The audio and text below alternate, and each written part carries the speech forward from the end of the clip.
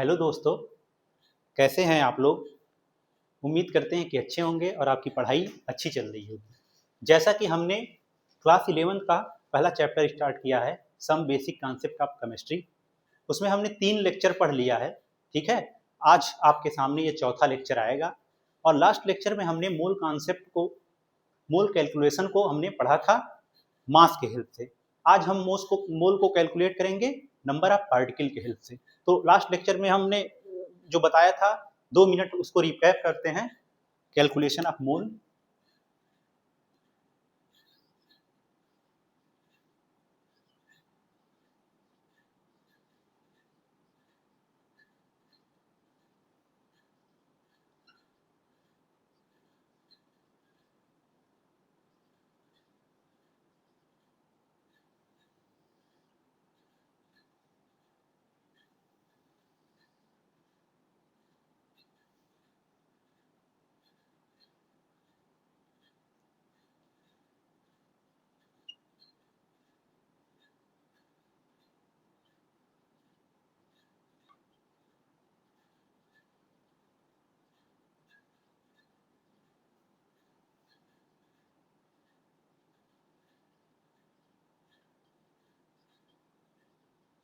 तो last lecture में हम मोल के कैलकुलेशन को पढ़ रहे थे और हम मोल के कैलकुलेशन के बारे में हम बताए थे कि मोल को हम 2 तरह से कैलकुलेट कर सकते हैं। एक तो हमारा सैंपल अगर नॉन रिएक्टिव स्टेट में है और दूसरा रिएक्शन के अंदर मोल को कैलकुलेट कर सकते हैं। तो हम नॉन रिएक्टिव स्टेट में मोल को कैलकुलेट कर रहे थे और मोल को 3 फार्मूले से हम कैलकुलेट कर सकते हैं।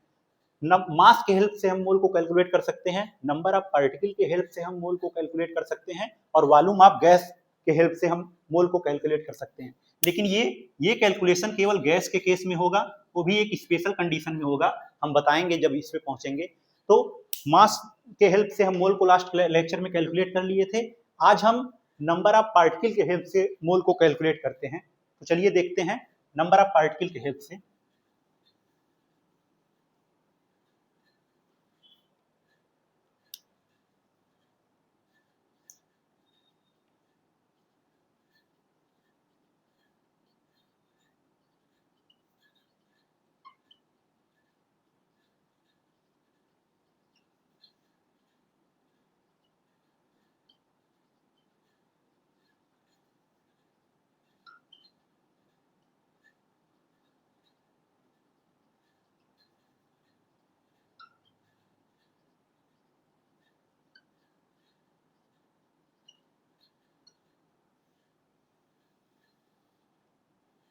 मोल के कैलकुलेशन को हम करते हैं नंबर ऑफ पार्टिकल के टर्म से। तो सबसे पहले हम इसमें फार्मूला को डिराइव करेंगे। ये फार्मूला आया कैसे है।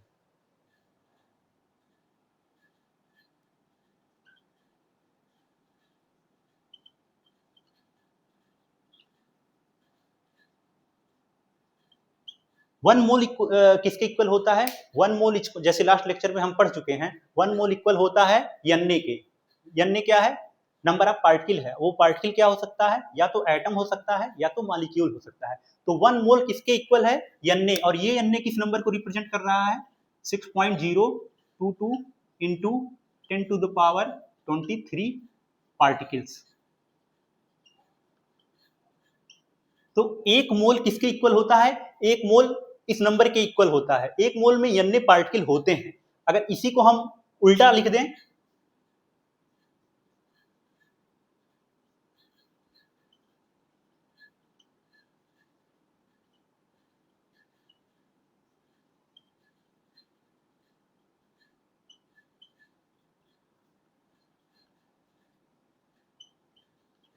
एक मोल में n पार्टिकल होते हैं, तो n पार्टिकल किसके इक्वल होगा, एक मोल के इक्वल होगा। कुछ नहीं किया गया, बस इसी ऊपर वाले को उल्टा लिख दिया गया है। तो n पार्टिकल में एक मोल होते हैं,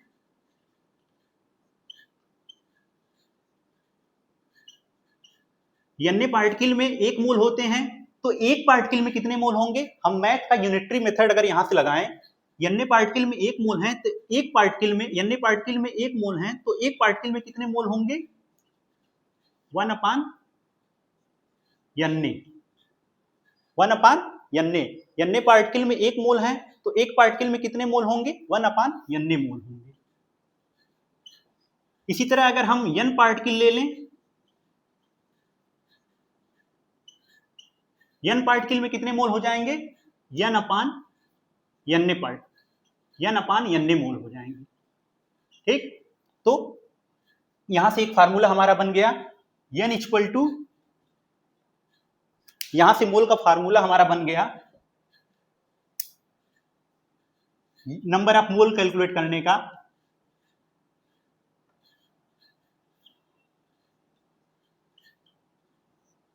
यहां से ये हमारा फार्मूला बन गया नंबर ऑफ मोल कैलकुलेशन का नंबर ऑफ पार्टिकल के टर्म से। n क्या बता रहा है, n नंबर ऑफ पार्टिकल्स को बता रहा है, नंबर ऑफ पार्टिकल्स, और n क्या है, एवोगैड्रो कांस्टेंट, एवोगैड्रो कांस्टेंट। ठीक, तो यहां से ये नंबर ऑफ पार्टिकल के टर्म से मोल को कैलकुलेट करने के फार्मूला को हमने डिराइव कर लिया।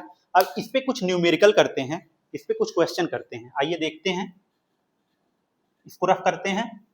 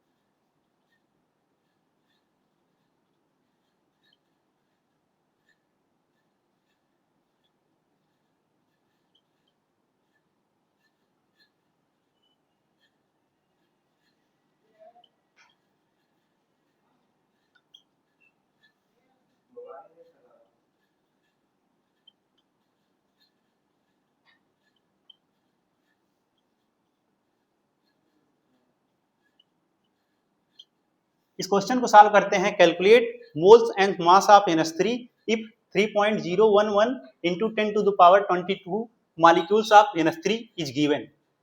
NH3 का इतना मॉलिक्यूल दिया हुआ है और हमको नंबर ऑफ मोल्स और मास को कैलकुलेट अगर करना है तो हम फार्मूले को लगाएंगे। मोल्स का फार्मूला अभी हमने जस्ट डिराइव किया है, n equal to n upon n। Number of molecules कितने हैं, 3.011 into 10 to the power 22 upon n क्या हो, n की वैल्यू कितना होता है, 6.022 इंटू 10 टू द पावर 23। इसको सॉल्व करें ये आ जाएगा 1/20 और ये वैल्यू आ जाएगा आपका 0.05 मोल्स। ये हो गया आपका मोल। और क्या पूछा है, मोल और मास पूछा है, तो मास को फार्मूला हम लगाएंगे, n equal to W upon m। W क्या है, गिवन मास है, n मोल है, तो मोल हमारा आ गया, मोल कितना आया है 0.05 और मास कैलकुलेट करना है NH3 का, और NH3 का मॉलिक्यूलर मास कितना होता है, NH3 का मॉलिक्यूलर मास होता है 17।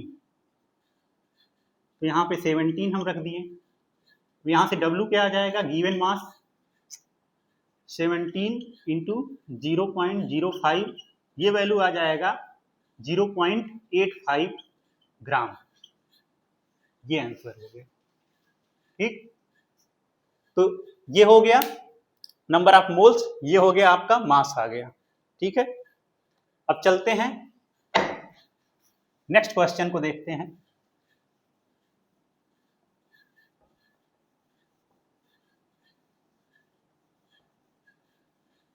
नेक्स्ट क्वेश्चन को देखते हैं।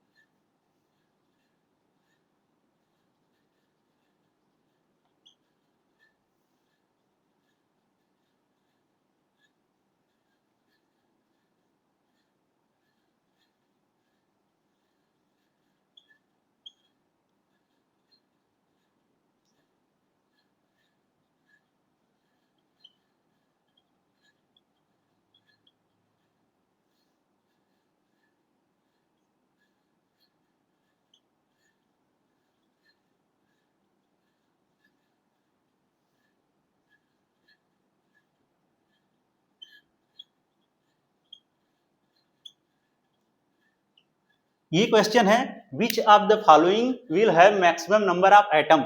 एमसीक्यू टाइप में क्वेश्चन दिया हुआ है, 4 ऑप्शन है। 36 ग्राम ऑफ कार्बन है, 54 ग्राम ऑफ एल्यूमिनियम है, 28 ग्राम ऑफ नाइट्रोजन है, 63.5 ग्राम ऑफ कॉपर है। ये क्वेश्चन कॉम्पिटिटिव एग्जाम में एमसीक्यू टाइप में पूछ लेता है। नीट और जेई में हो गया या टीचिंग एग्जाम में ये क्वेश्चन एमसीक्यू 1 नंबर में पूछ सकता है। तो इसको सॉल्व करते हैं, आइए देखते हैं कैसे सॉल्व होगा।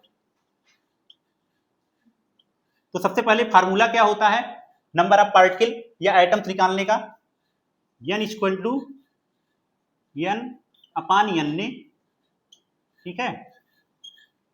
तो यहां से n क्या हो जाएगा, number of atoms n equal to n capital N equal to small n equal to n, ये फार्मूला।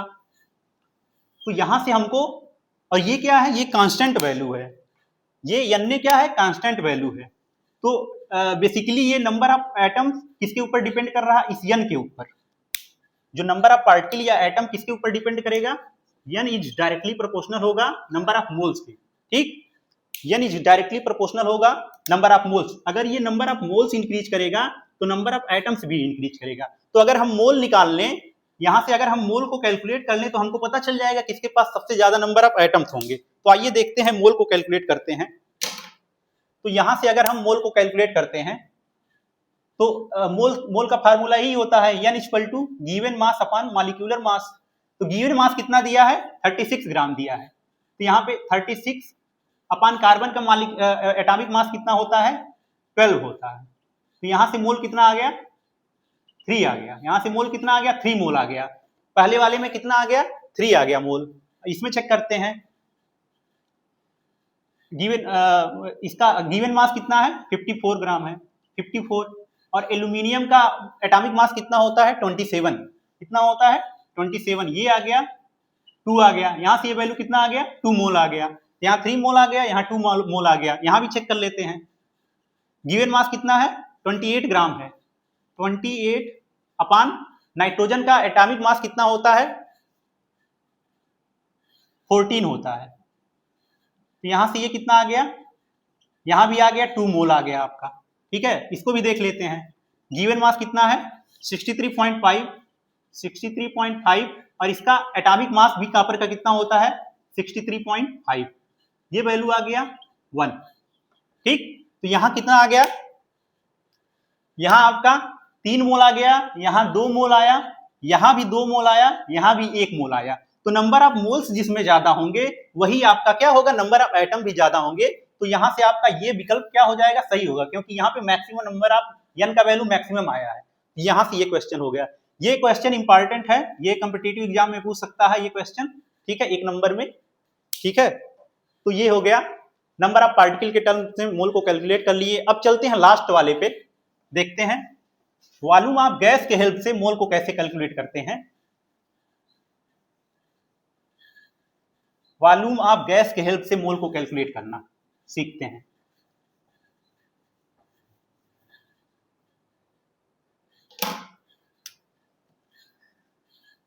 थर्ड वाला,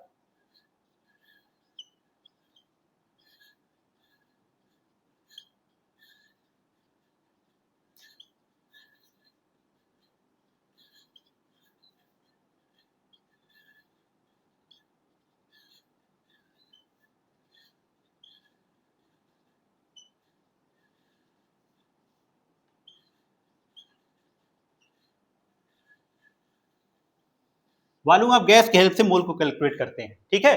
तो यहाँ पे क्या, हम ये केवल हम गैस के लिए कैलकुलेट कर सकते हैं, और वो भी क्या, स्पेशल कंडीशन पे। वो कंडीशन क्या है, एसटीपी का कंडीशन है। एट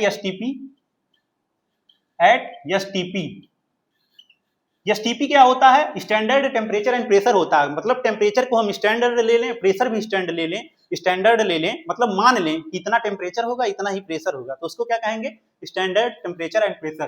तो एसटीपी पे जो हमारा होता है, जो टेम्परेचर होता है 273 केल्विन होता है या 0 डिग्री सेल्सियस होता है। एसटीपी पे जो टेम्परेचर होता है 273 केल्विन होता है या 0 डिग्री सेल्सियस होता है। और प्रेशर कितना होता है, प्रेशर 1 atm होता है। ये स्पेशल कंडीशन है एसटीपी पे जो टेम्परेचर होगा 273 केल्विन या 0 डिग्री सेल्सियस होगा और प्रेशर कितना होगा 1 एटीएम होगा, ठीक है। और ideal gas equation, ideal gas equation सबको पता होगा क्या होता है, PV equal to N R T.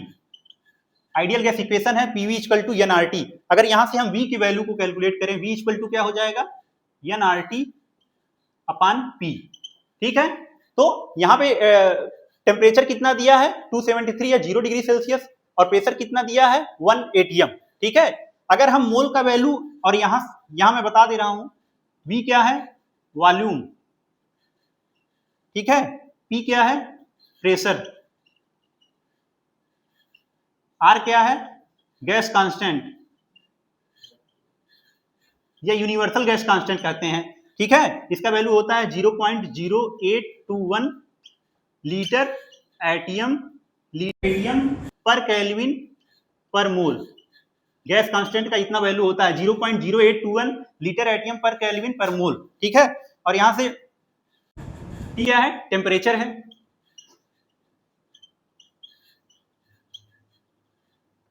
ठीक। N क्या है, नंबर ऑफ मोल्स है,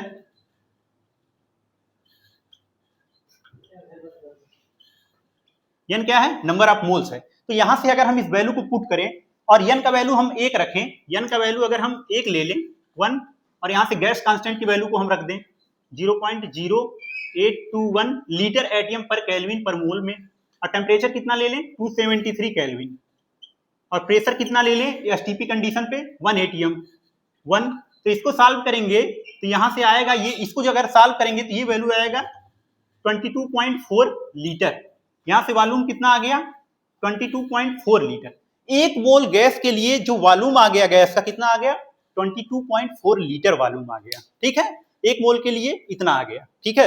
अब आगे कैलकुलेट करने के लिए हमको इसको इरेज करना पड़ेगा, इसको हम इरेज करते हैं, फिर यहां से आगे देखते हैं,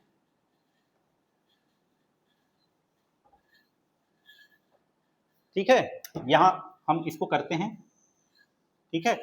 एट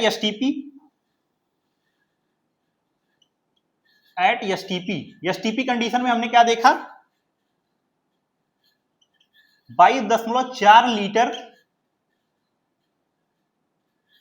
22.4 लीटर वॉल्यूम है किसका, एक मोल का।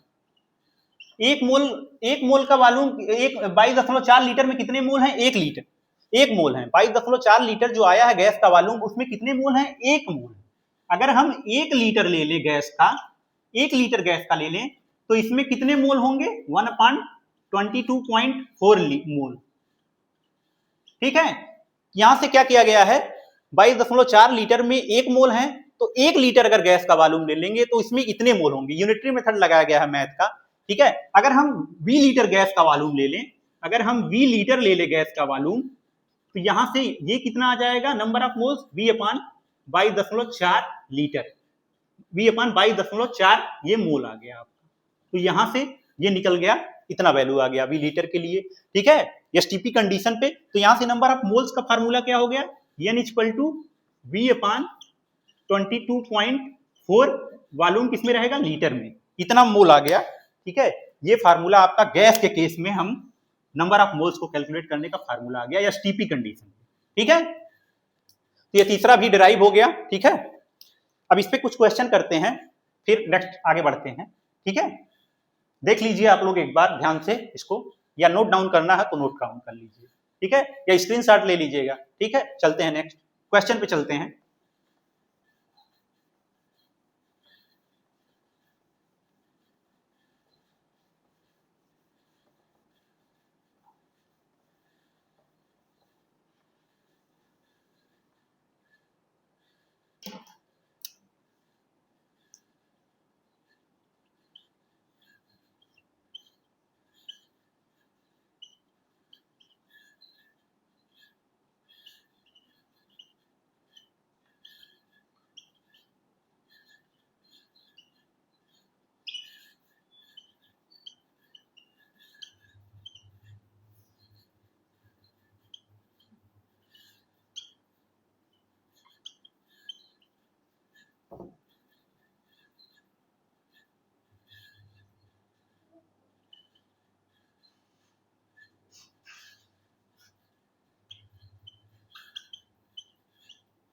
क्वेश्चन दिया है calculate the moles of following at STP. STP condition पे हमको मोल कैलकुलेट करना है किसका, 5.6 लीटर ऑफ कार्बन मोनोऑक्साइड का and 44.8 litre of carbon dioxide का मोल कैलकुलेट करना है। तो आइए देखते हैं सोल्यूशन। पहला देखते हैं, मोल का फार्मूला लगाते हैं एसटीपी कंडीशन वाला। n इक्वल टू क्या है, v लीटर में अपान 22.4। तो यहां से v का वैल्यू कितना दिया, 5.6 लीटर। कितना दिया है, 5.6 अपान 22.4। यहां से ये वैल्यू आ जाएगा आपका 1/4। इसको सॉल्व करेंगे 1/4 आ जाएगा और ये वैल्यू आ जाएगा 0.25 मोल। ठीक है, तो एसटीपी कंडीशन में 5.6 लीटर सीओ में कितने मोल हैं, 0.25 मोल है। ठीक है, अब सेकंड कैलकुलेट करते हैं। Second question, n equal to v upon 22.4। v कितना दिया है, 44.8 लीटर दिया है, 5.4। यहां से ये वैल्यू आ जाएगा 2 मोल। कितना मोल आ गया, 2 मोल आ गया। ये हो गया आंसर आपका। ठीक है, तो इस तरह से हम कैलकुलेट करेंगे। ठीक है, ये तीनों फार्मूला डेराइव हो गया है मोल के कैलकुलेशन में। ठीक है, अगर ये लेक्चर आपको पसंद आया हो तो प्लीज प्लीज प्लीज इसको लाइक करें और सब्सक्राइब करें एंड शेयर करें। ठीक है, मिलते हैं नेक्स्ट लेक्चर में। Thank you very much.